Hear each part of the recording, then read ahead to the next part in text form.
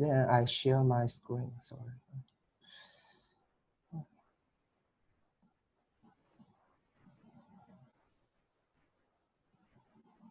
Oh, Oh, sorry. Yeah, okay. Okay, so you can begin.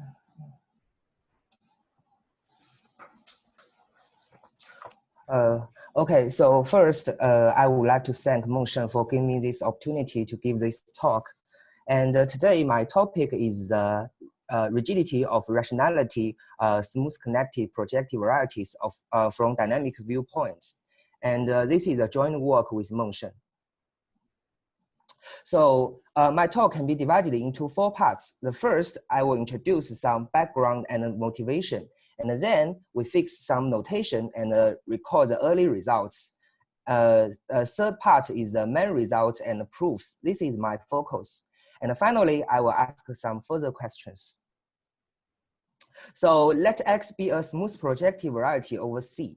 And we fix a finite surjective anamorphism of degree greater than 1. And a big program is to classify this X from the dynamical viewpoints. There are several references. First, Nakayama and Zhong proved in 2009 about the building blocks of étale anamorphisms of complex projective manifolds, including many inspiring methods. For example, the equivalent Idaga fibration, the equivalent abundance map, and the equivalent maximum rationally connected fibration.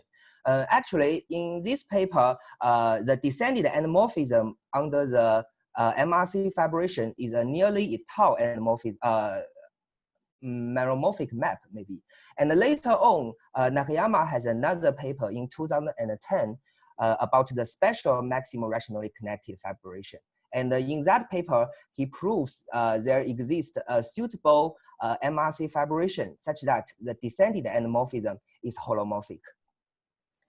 Later on, Shenmeng and Professor De Qizhang proved in 2018 about the equivalent minimal model program for polarized anamorphisms.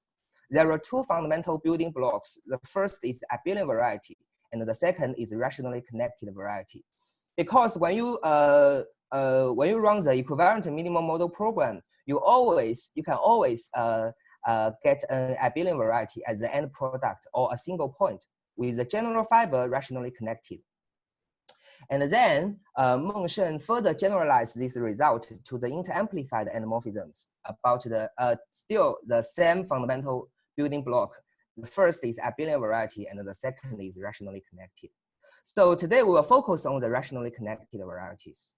So for the definition, the first is a surjective anamorphism is said to be polarized if the pullback H Q linear equivalent to the QH for some ample divisor H with a positive integer Q greater than 1. And we say the surjective anamorphism F is interamplified if the pullback H minus H is ample for some ample divisor H. And you can easily see that the polarized anamorphism always implies the interamplified, because if F pullback H Q linear equivalent to QH, then you do the difference.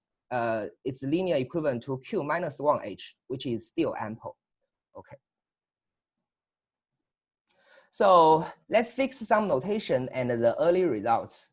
So let X be a normal projective variety of dimension n over the complex field C. And we say X is rationally connected if any 2 general points can be connected by a rational curve. So you can see any 2 general points, there is a rational curve. There is a rational curve, and there is a rational curve. So this is the definition for rationally connected. And we say X is of phenotype if there exists an effective well divisor such that the pair has at worst KLT singularities, and minus KX plus delta, this is ample. And in particular, if delta equal to 0, then we can easily say the canonical divisor is anti-ample, so X is pheno. And note that if X is of phenotype, then you can see this guy is ample. So minus KX is big. Okay.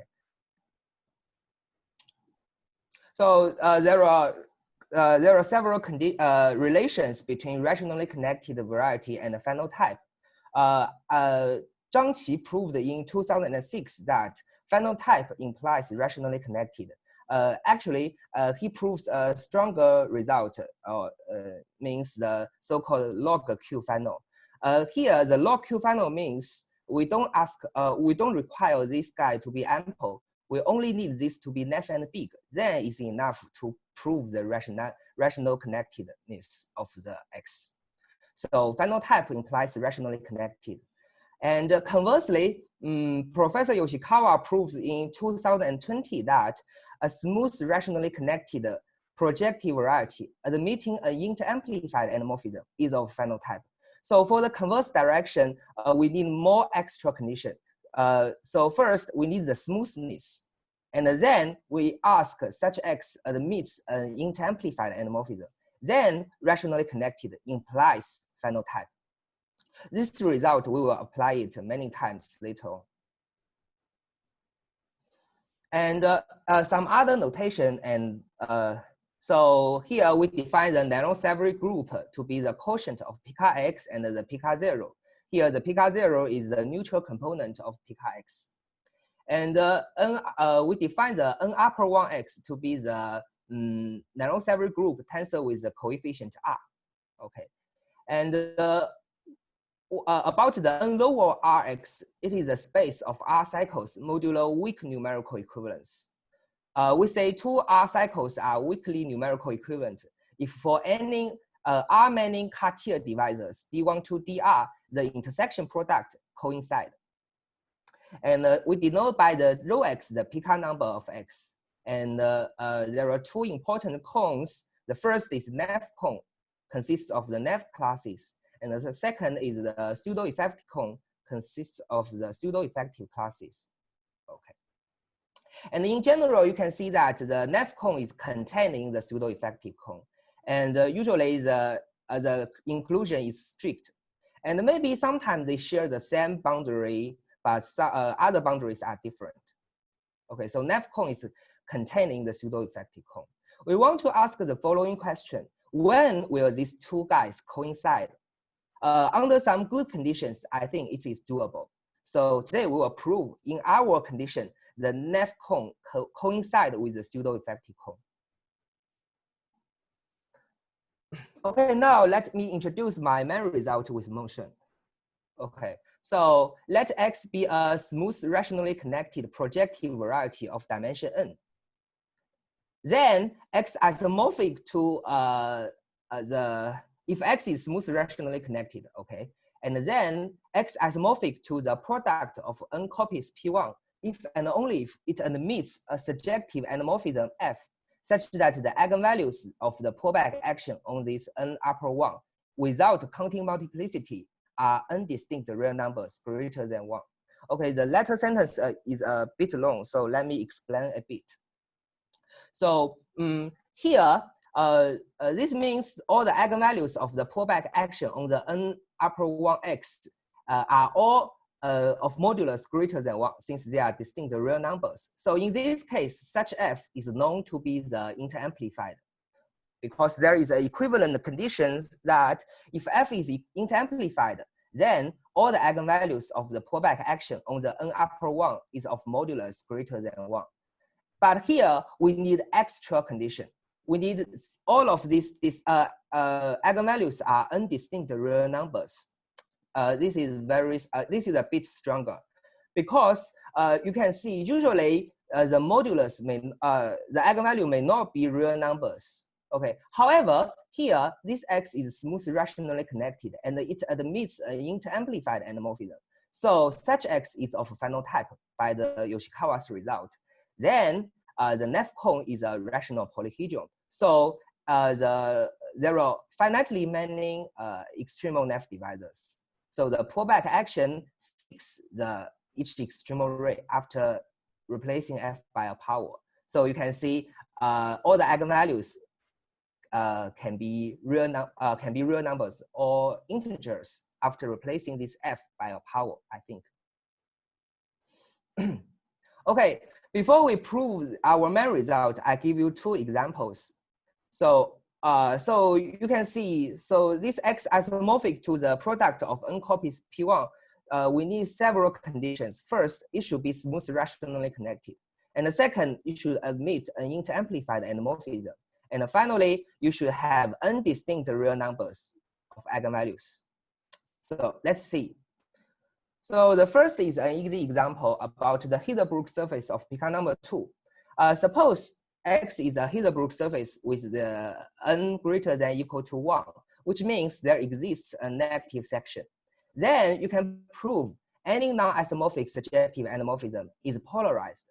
So in this sense, every eigenvalue have the same modulus. So you cannot have two distinct real eigenvalues. So let's see.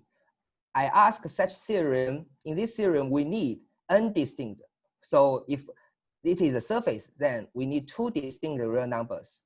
Since in this case, all the non-isomorphic surjective endomorphism is polarized, then all the eigenvalues are of the same modulus. So you cannot have two distinct real numbers as its eigenvalues. So in particular, X does not isomorphic to P1 cross P1. But you can see when n is equal to 0, then of course it's a trivial bundle and this X isomorphic to P1 cross P1. And the second example is due to the Mori-Mukai in 1981 about the final threefold of Picard number greater than equal to 2. They do the classification for the smooth final threefold.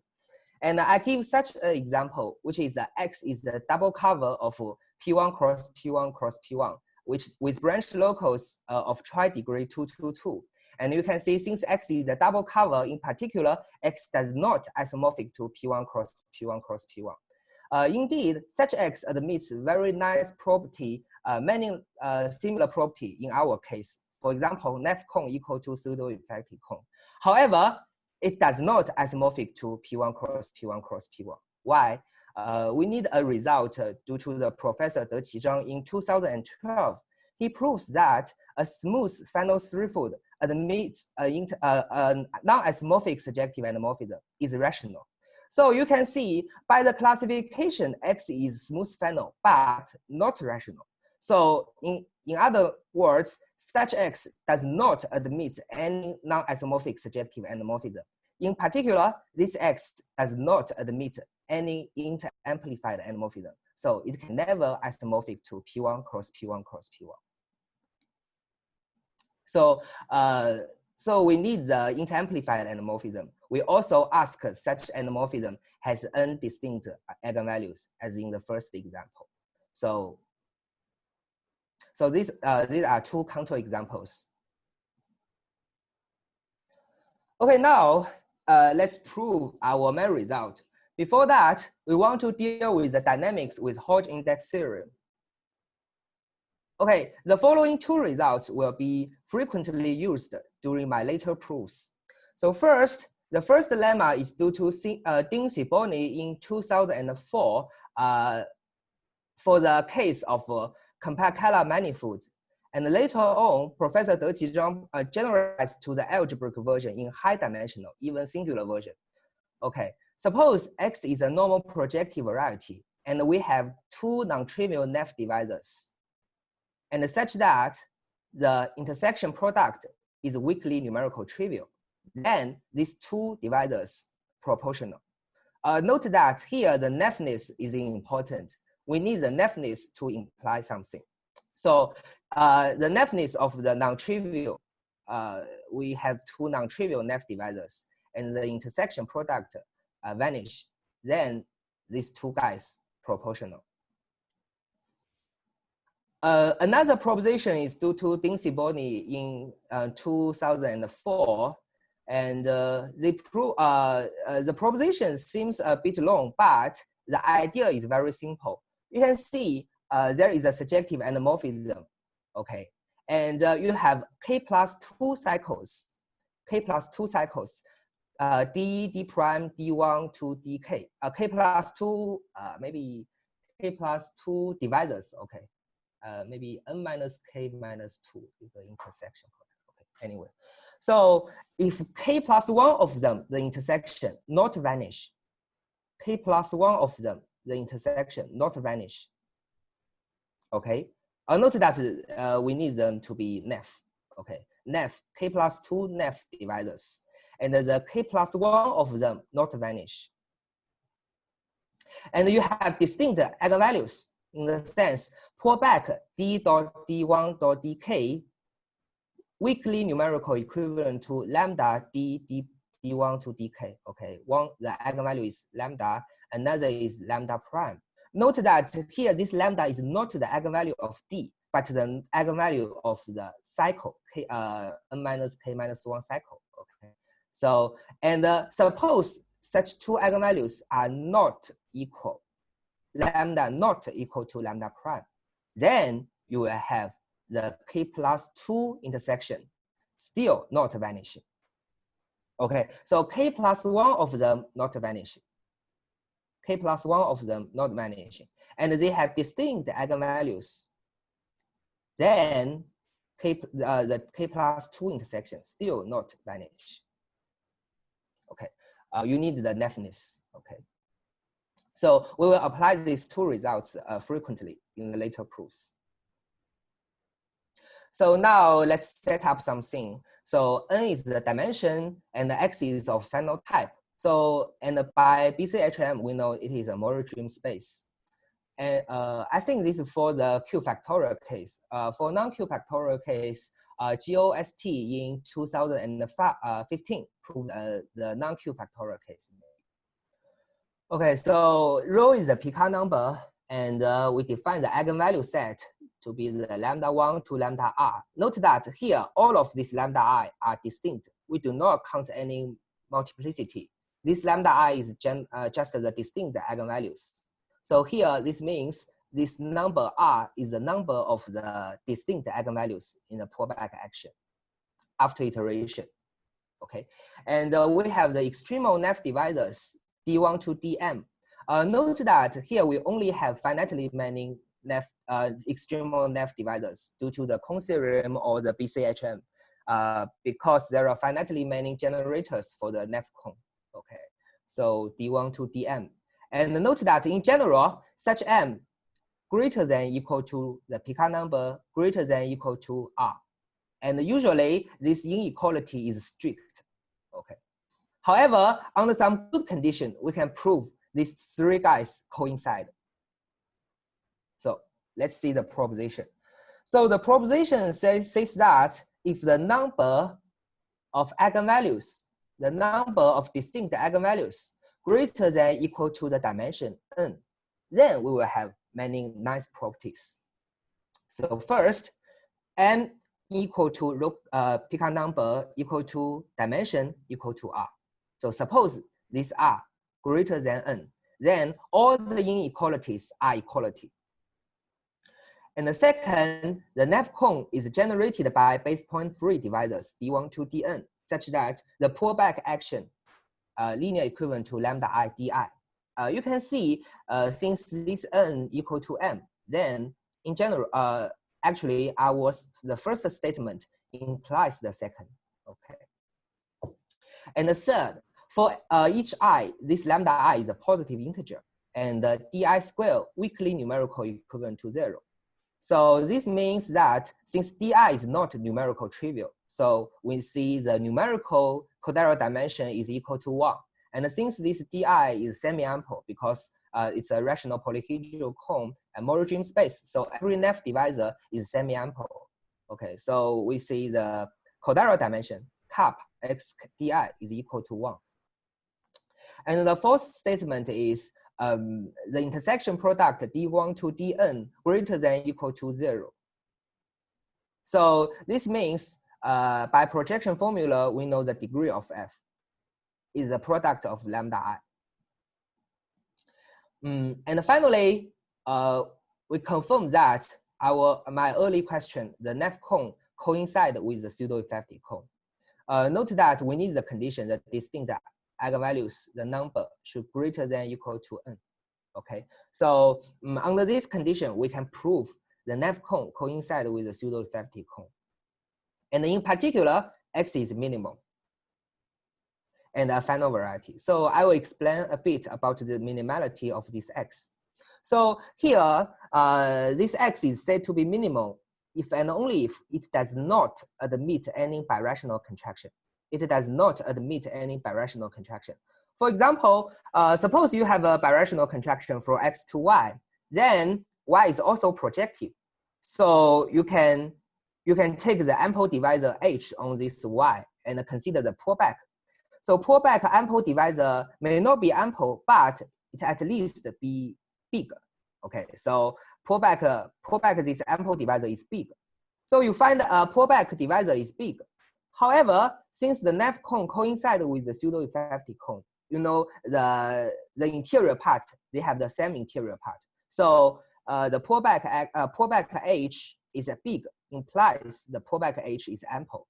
So this means you find a divisor from downstairs such that it is ample. So you cannot have any contracted curve. Otherwise, you do the intersection with the curve, you will get a 0 by the projection formula, a contradiction. So if left cone coincides with the pseudo-effective cone, you see this X is minimal. Okay, and in particular, X is final. Because you say the X is final type, so as I just explained, the anti-canonical divisor is big. So the anti-canonical divisor is big implies the anti-canonical divisor is ample because these two cones coincide. So X is a final variety. Okay. So this is our proposition. Right, Guolei, question. Okay. The proposition. Do you need to take a power F so that the DIs are eigenvector? Yeah. We always need to take the iteration to make the pullback action fix every extremal nav divisors. Okay. I don't think so. I don't think we need, because you already say there are different eigenvalues, so you don't need to take further iteration to make DI to be. I mean, it is already diagonalizable. So. Is it possible lambda I is negative? Then No. They are always positive after iteration. Yeah. First, you need to take a lambda I being positive real numbers. This is an assumption in the theorem. Yeah. Otherwise, it is possible for P1 cross P1. You can take the interchange of the two coordinates x, y mapping to y, x. Then there are two eigenvalues, 1 and -1. So it is not fine. It is polarized indeed. I see. So your assumption is lambda I all positive. Yeah. You should add. Yeah. Sorry. Yeah. Okay. Here, this xi, we need the positive numbers, real numbers at least. Okay, thanks. Okay, so let's see the proof.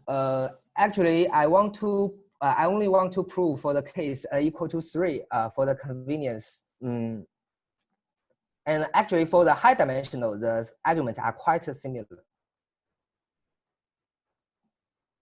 So first, the nav cone is a rational polyhedron, so we have finitely many M, finitely many extremal nav divisors. So this M is finite by the cone theorem. And the second, after iteration, we may assume the pullback DI numerical equivalent to lambda I DI. Maybe as Shen just said, we do not need to take any iteration. We may assume the pullback DI numerical equivalent to lambda I DI for I smaller than equal to 3. Okay. And so now we apply the early results, the lemma and the proposition. So you know the D1, D2 linearly independent since these two guys are two distinct extremal rays.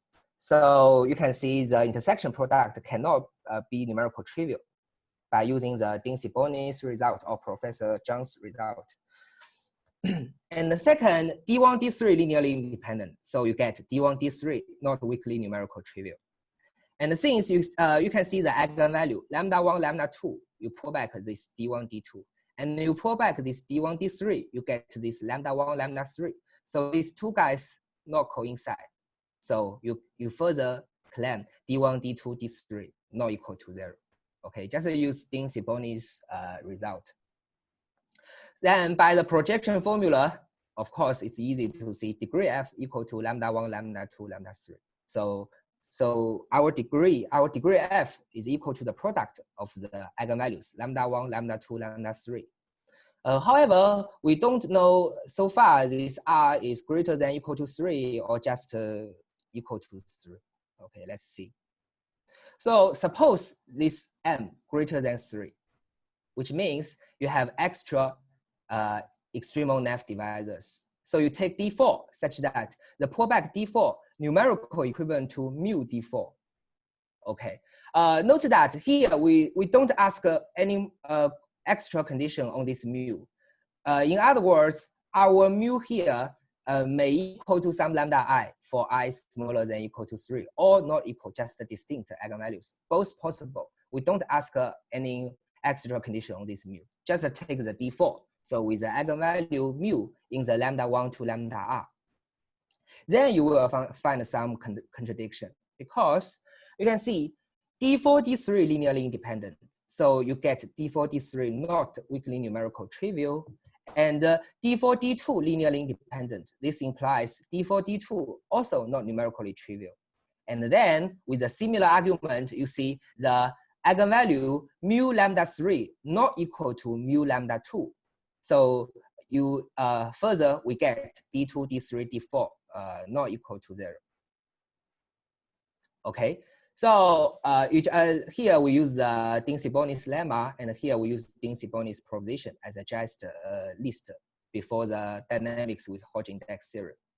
Okay, so by the projection formula, we see the degree f is equal to lambda 2, lambda 3 mu. Okay, then you will do similarly.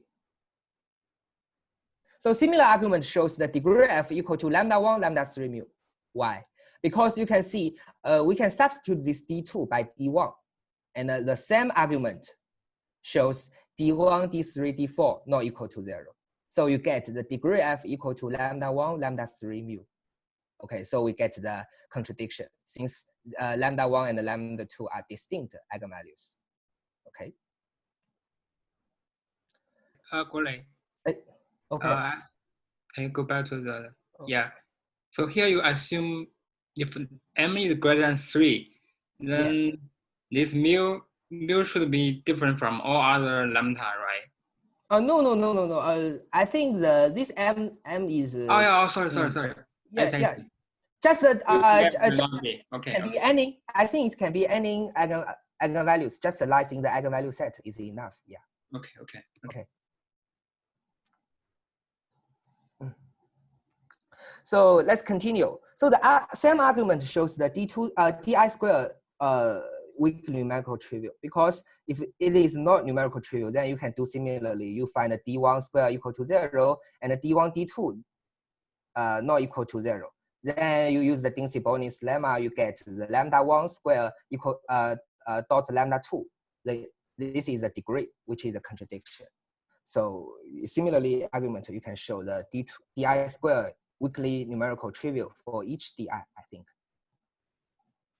So finally we prove the equality of the Neff cone and the pseudo-effective cone. So we let the d lies in the boundary of the Neff cone. So which means this d is not ample, and this means d does not lie in the interior part of the Neff cone. So without loss of generality, we may assume this d is a1 d1 plus a2 d2 with ai non-negative. You cannot let this d to be d1 plus d2 plus d3. Otherwise, if there are 3 generators appears in the sum, then this d lies in the interior part, so d is ample. So since we assume this d lies in the boundary, so we get this d is you may assume d is in this form. Okay, but then you can compute directly that the d cubic equal to 0, because you can see the every di square equal to 0. So you can get d cubic equal to 0. So the vanishing of the d cubic implies d is not big. Okay, d is not big. So d is not big implies this d lies in the boundary of the pseudo-effective cone. So this means the boundary of NEF divisor is contained in the boundary of the pseudo-effective divisor. Then you can further prove the NEF coincide with the pseudo-effective cone. Because otherwise, maybe, for example, if you choose a divisor E in the pseudo-effective cone, but not in the NEF cone, then you take an ample divisor. You find a line, connect this E with the ample divisor. Then every point in this line are big, except this E. Okay, then since this line must intersect with the boundary, so you will find a big divisor which lies in the boundary, so a contradiction. So the boundary condition can imply the NEF cone coincide with the pseudo-effective cone. In particular, the bigness of the anti-canonical divisor can imply the ampleness of the anti-canonical divisor. So we finished the proof of the dynamics with Hodgkin-Deck theorem for the case dimension x equal to 3. In high dimensional, I think the arguments are quite similar.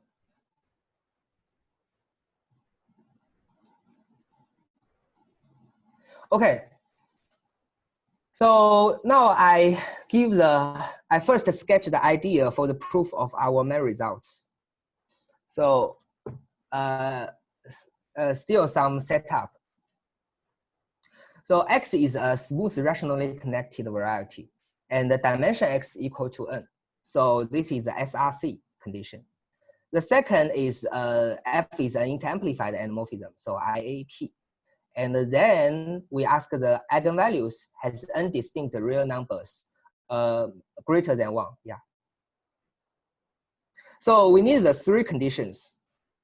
So the idea for the proof of our main result, which is we want to prove the X isomorphic to the product of n copies P1, we need these 3 conditions. So the main idea is to apply the induction.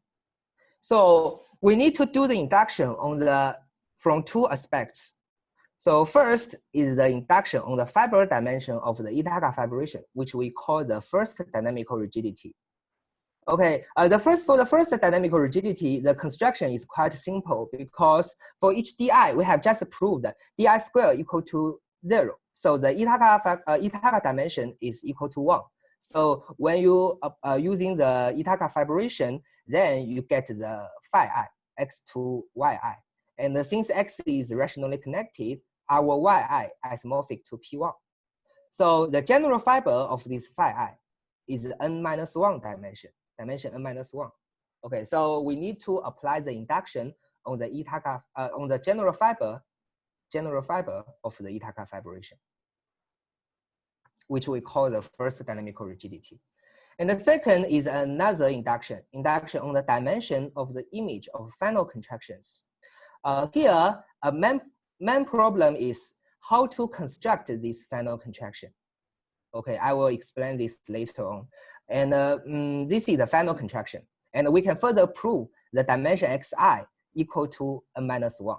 So you can apply the induction on this xi. We imply 2 inductions. The first is for the fiber of this phi. The second is the downstairs of the final contraction. So for the second, I call this the second dynamical rigidity. And if you have this phi I and pi I, then you will have the induced map per side, which is induced by this pi I and phi I. Okay, and by induction, maybe we can prove this xi isomorphic to the product of n copies P1, and this yi isomorphic to P1. So you will get the downstairs is isomorphic to n copies P1. And finally, we need to show the degree per side equal to 1. If degree per side equal to 1, then this is isomorphic and we are done. So this is the process. So now let's see the first dynamical rigidity. So still the same setup. And for the first dynamical rigidity, I claim that there exist f periodic prime divisors d1 to dn such that each di is smooth final and pullback di linear equivalent to lambda I di. And the second, there exist unique equivalent vibrations x to p1, x to yi, such that the descended anamorphism is lambda I polarized, and each fiber di is smooth fiber. And then replacing f by a positive power, the restriction map, the pullback action on the n upper 1 di has eigenvalues lambda delete this lambda I. So you can see the red part is the induction. In other words, we need to check if we want to apply the induction for the general fiber of di, of this di, then we need to check whether it satisfies our formal 3 conditions. The 3 conditions is first SRC, smooth rationally connected. The second is interamplified anamorphism. The third is undistinct eigenvalues greater than 1. Okay, so you can easily see that the if you replace this di, initially you find this di to be the base point free divisor. So you have the Itaga fibration, and you replace this di by the general fiber. You may assume it is a smooth funnel. Yes, funnel is by a junction, smooth funnel. And you can also, but the problem is how to find the restriction map. So how to find the anamorphism on di? Because in general, it does not make sense if you restriction this f to di. It's not a self-morphism. So we need the Fageruding's result in 2003, which says that the amplified anamorphism of the normal projective variety, the periodic points are Zariski dense. So since here the restriction map f, the descending map to this yi is lambda I polarized, so of course it is amplified. So this means that the periodic points in this yi Zariski dense. So you can find the periodic fiber. Okay, you can find the periodic fiber di. You can replace this general fiber by a general periodic fiber. So you can get smooth fiber, which is f periodic. And replacing this f by a power, you can see di admits an interamplified anamorphism. Actually, the whole the ambitious space, this f is interamplified. So you can use the Motion's result in his paper that is restriction to any periodic subvariety is still interamplified. So smooth rationally connected satisfied, and the interamplified satisfied. And you can also check the eigenvalues. Okay, there are n-1 distinct eigenvalues, so also satisfied. Then you can apply the induction di isomorphic to n-1 copies p1. Okay, so this is the first dynamical rigidity. I will skip the proof because not very difficult, and yeah, maybe we will focus on the second dynamical rigidity.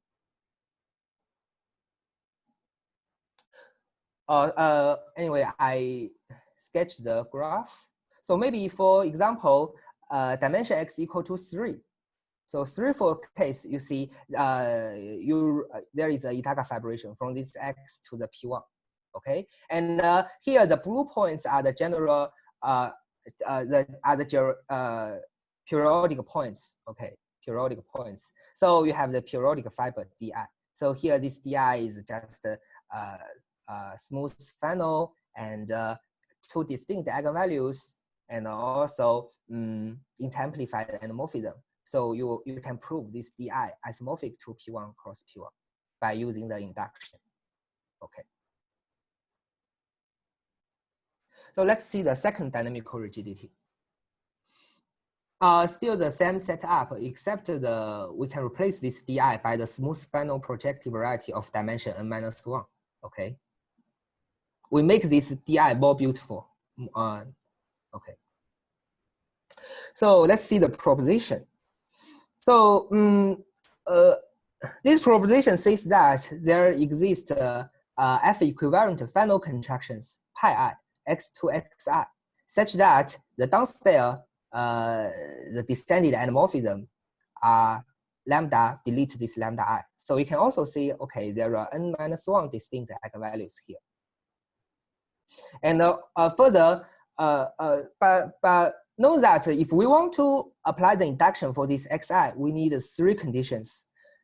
The first is smooth rationally connected. The second is inter-amplified. And the third is undistinct eigenvalues greater than 1.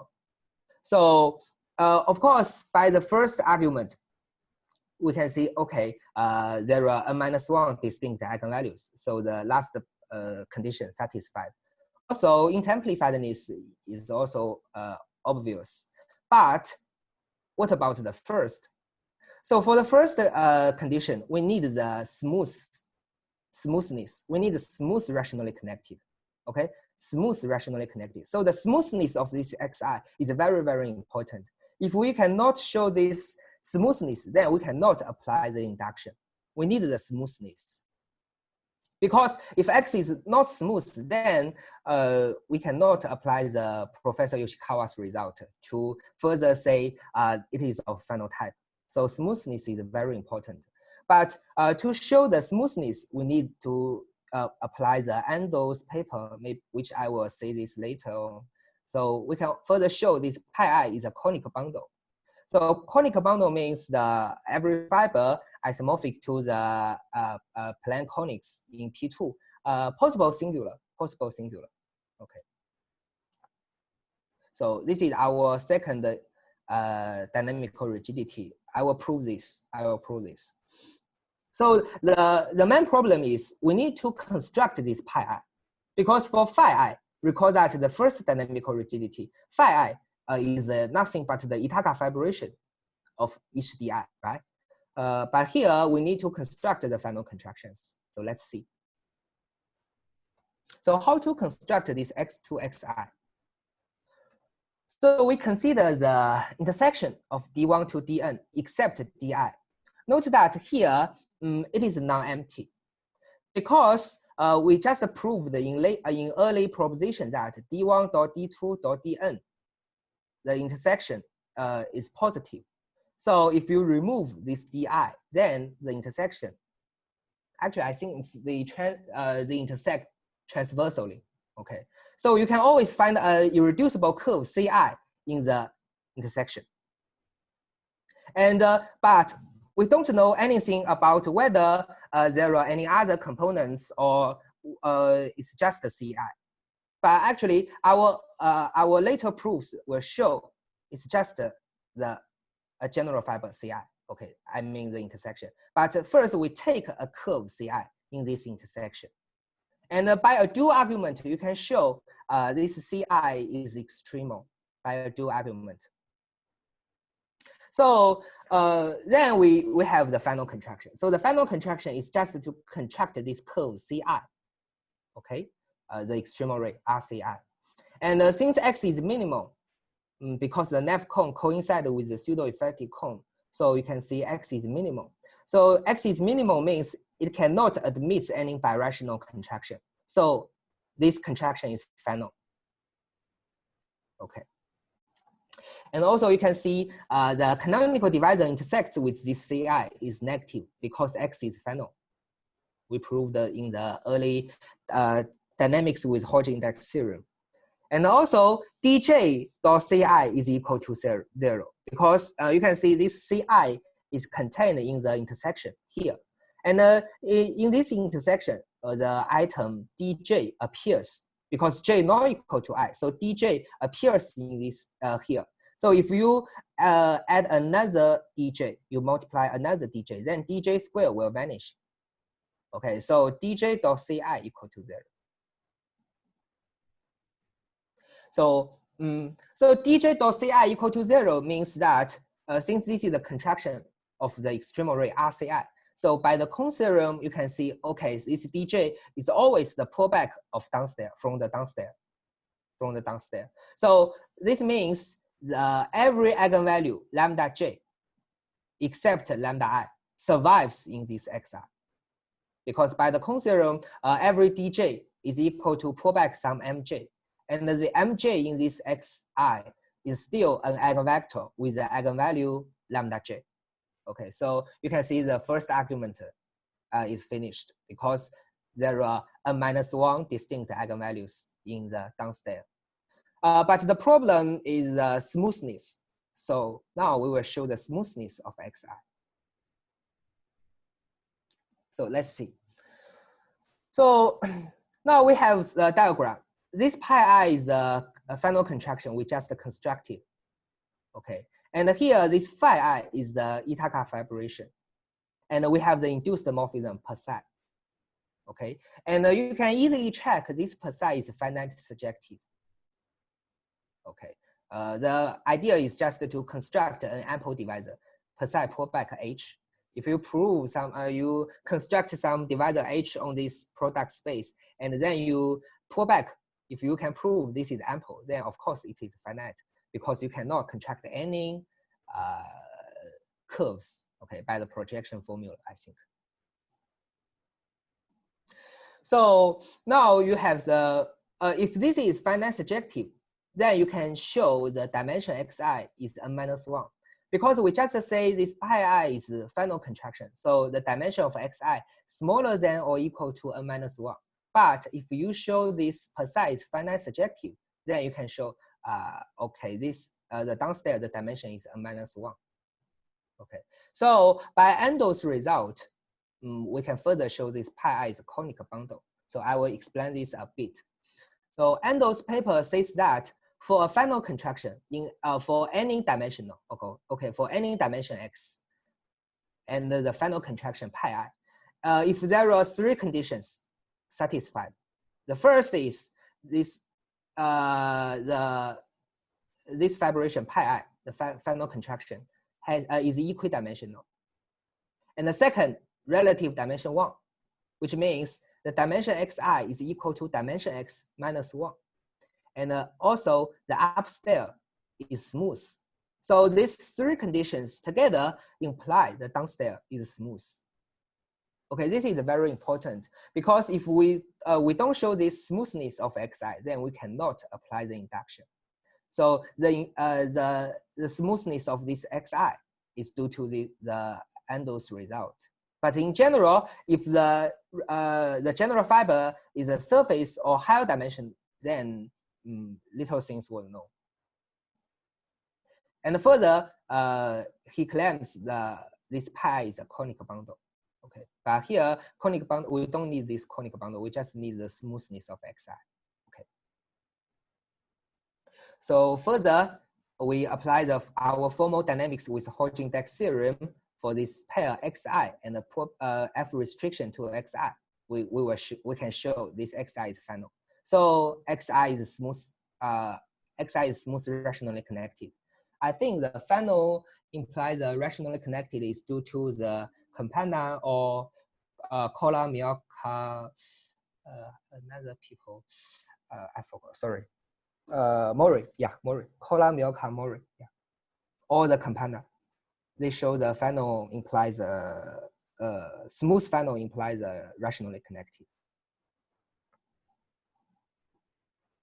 Okay, so let's recall our main result. Our main result says x is smooth rationally connected, dimension x equal to n, and then x isomorphic to the product of n copies P1 if and only if x admits an interamplified endomorphism and we have n distinct real eigenvalues greater than 1.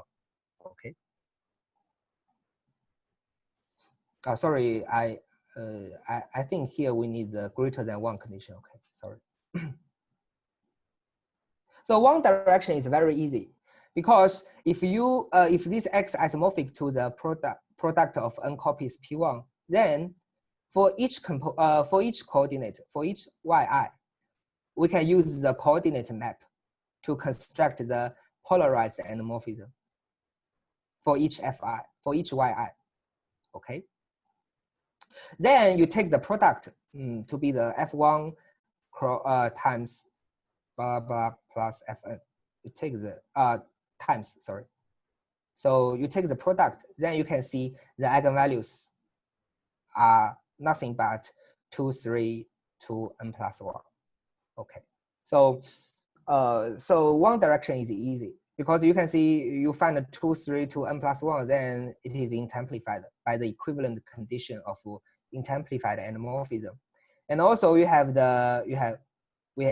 the undistinct real eigenvalues greater than 1.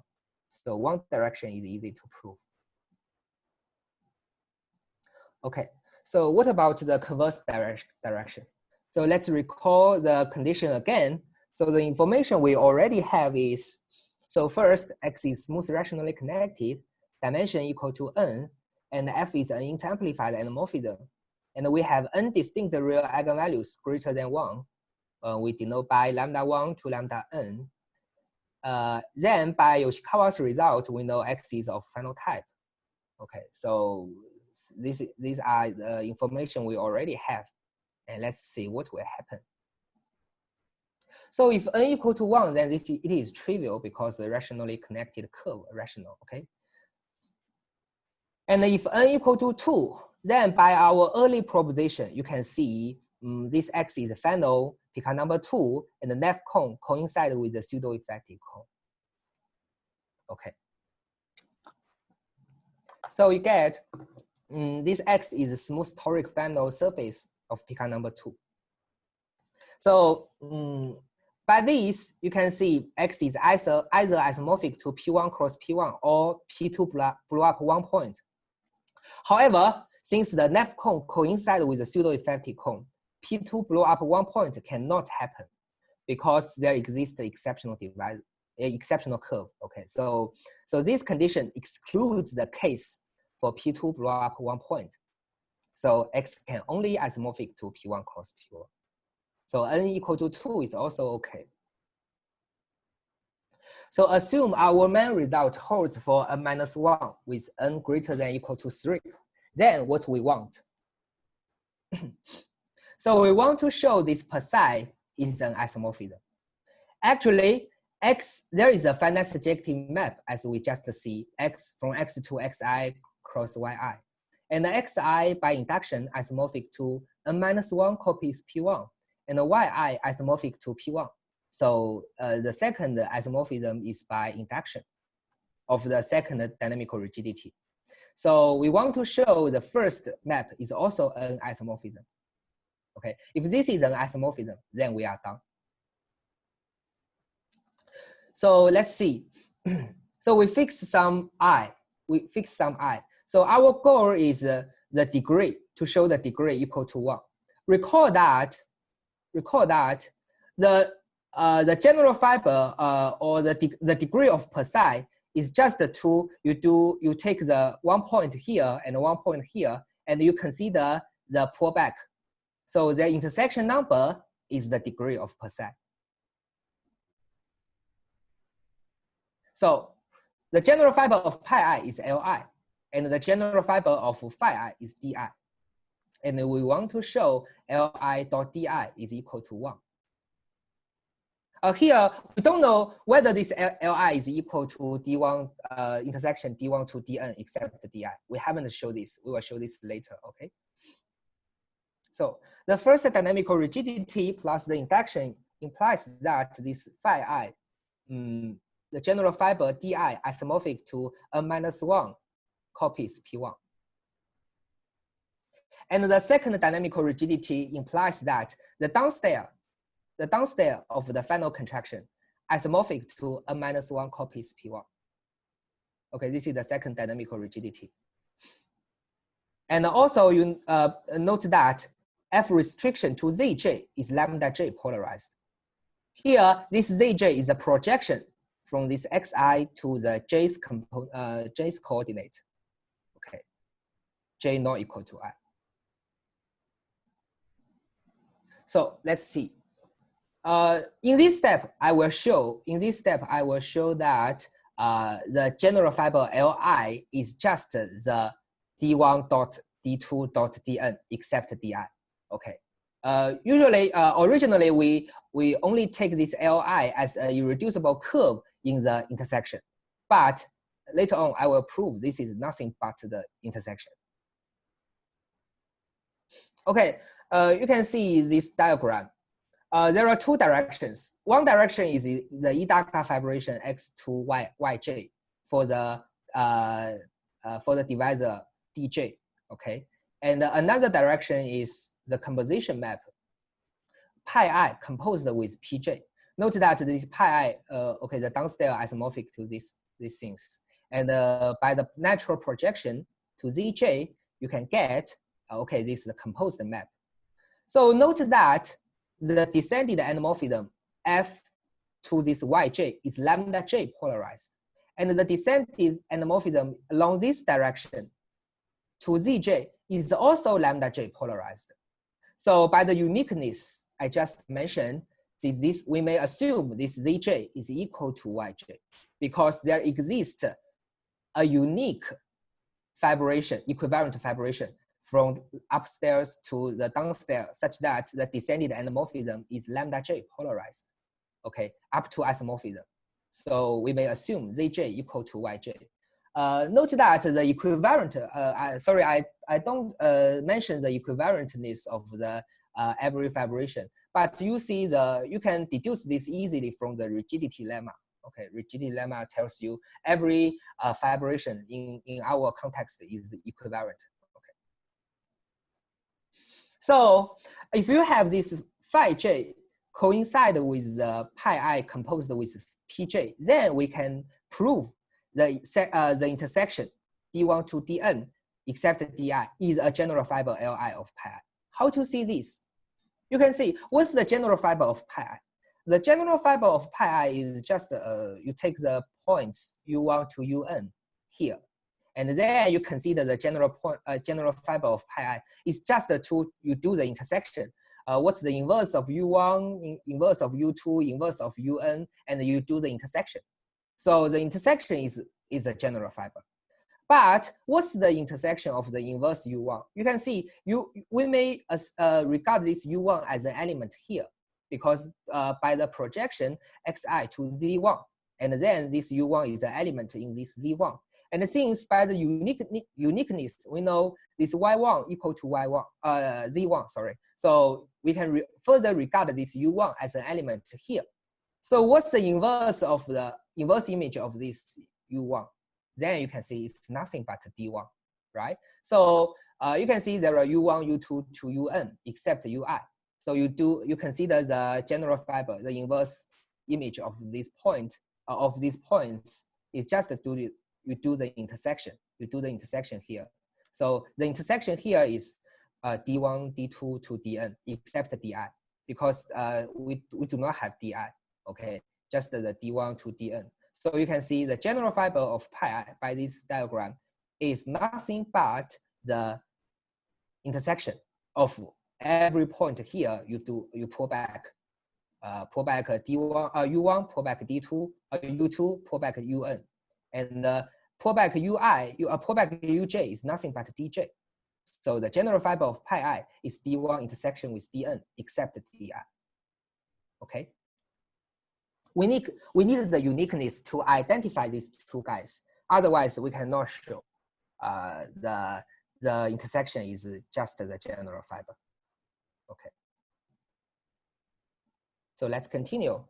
So now, since we have already shown this Li is just the intersection d1 to dn except di, then we say, okay, this d is just d1 to dn.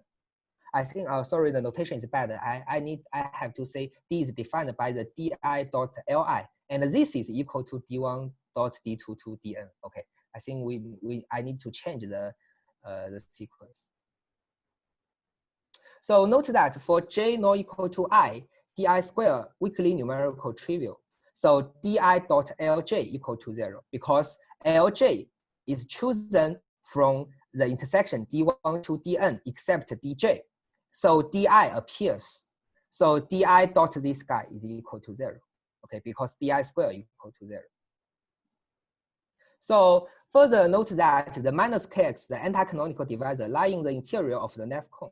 So maybe we can assume this minus kx linear equivalent to the sum di because the Picard number is equal to n. So there are n generators.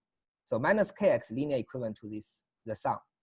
Then since kx dot li equal to -2, then we have ai equal to 2 over d. Because you can see you do the intersection with each li. For example, L1. Then the left-hand side is minus kx dot L1. By a junction, this is 2. And the right-hand side, only the D1 item not vanish.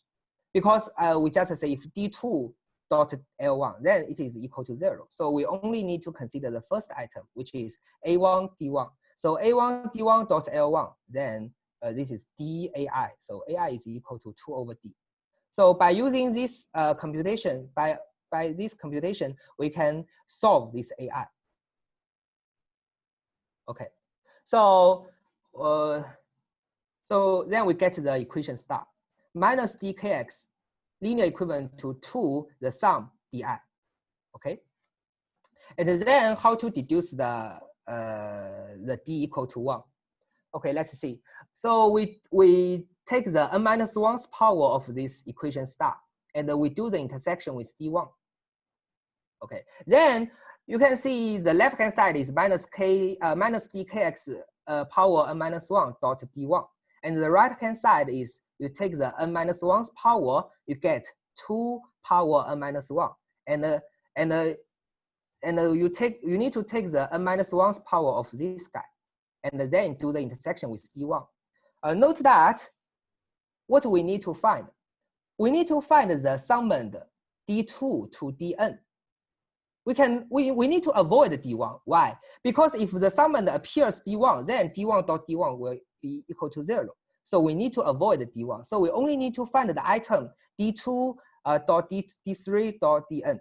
So then this guy intersection with d1 will be our degree d. But how many such d2 to dn? By the combinatorial, maybe this is n minus 1 factorial, we can show. Okay, so just do the n minus 1's power and find the summand d2 dot d3 dot dn, and then do the intersection with d1. So the right-hand side is just this. So we only need to prove the left-hand side. We need to calculate the left-hand side.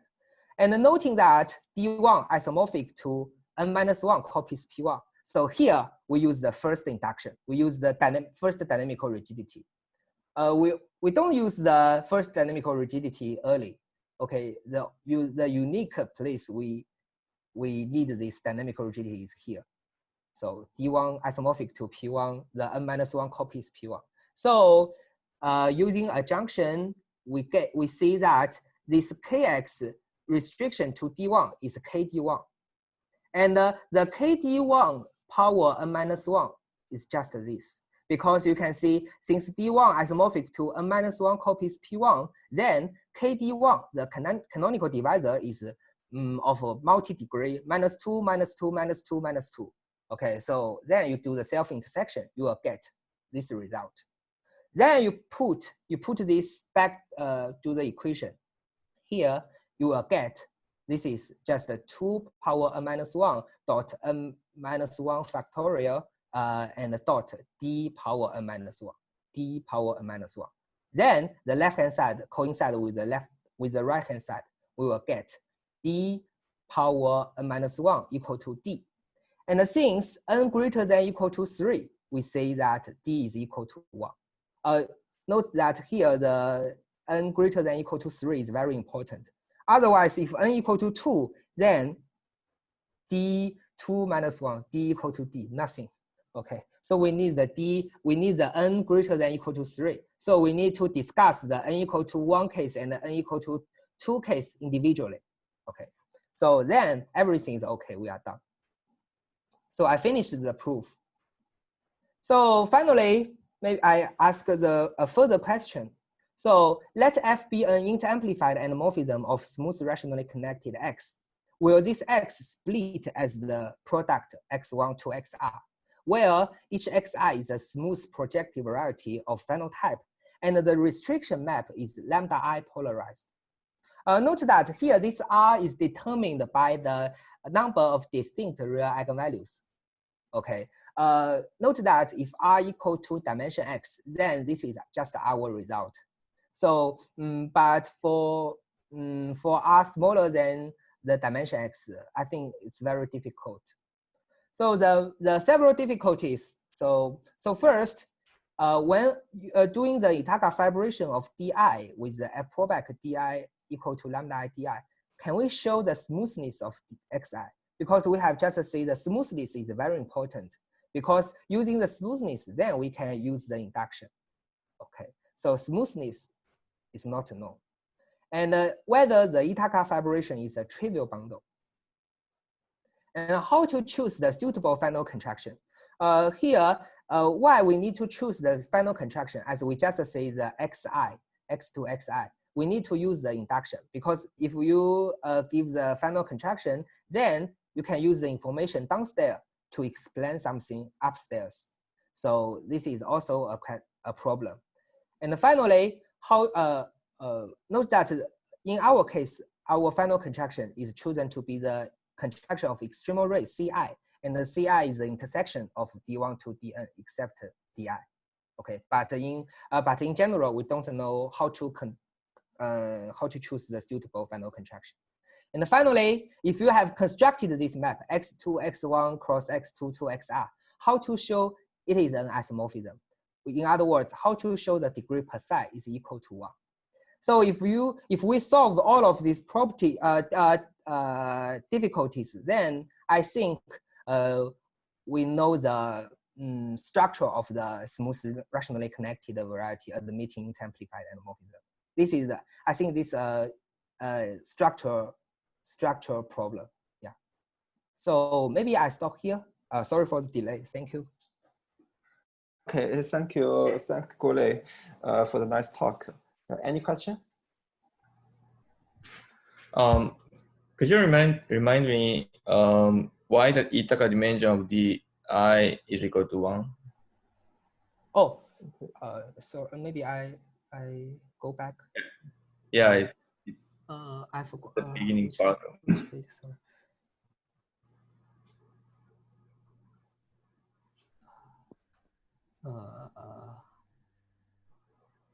Let me see.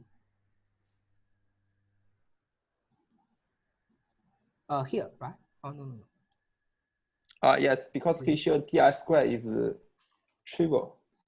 And so, di is semi-ample, and the di is also space semi-ample. point free, so di is a pullback of some ample divisor. Yeah, because but ample divisor square equal to 0. So because this is a rational polyhedral comb, so every left divisor is semi-ample, right? I see. So it's a pullback of square is equal to 0. Yeah. Okay, I got it. Thank you. Okay, any other question? I have a question in the last page, in the final page. I guess you can use okay. So why you say the degree psi equals to 1 implies that psi is isomorphism? Well, I mean, why degree psi equals to 1 can solve? Because I think we just construct so first we need to construct a map from x to the product of xi, right? Yeah, but it can be birational, right? Birational onto x. So but we need to show this is finite.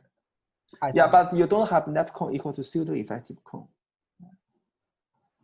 Because but if we prove the phenotype, then phenotype in general, it is not left cone not equal to pseudo-effective cone. I mean, you mean the minimality of this xi? So I guess the degree psi equals to 1 here is not enough. You need to show directly psi is isomorphism. Yeah.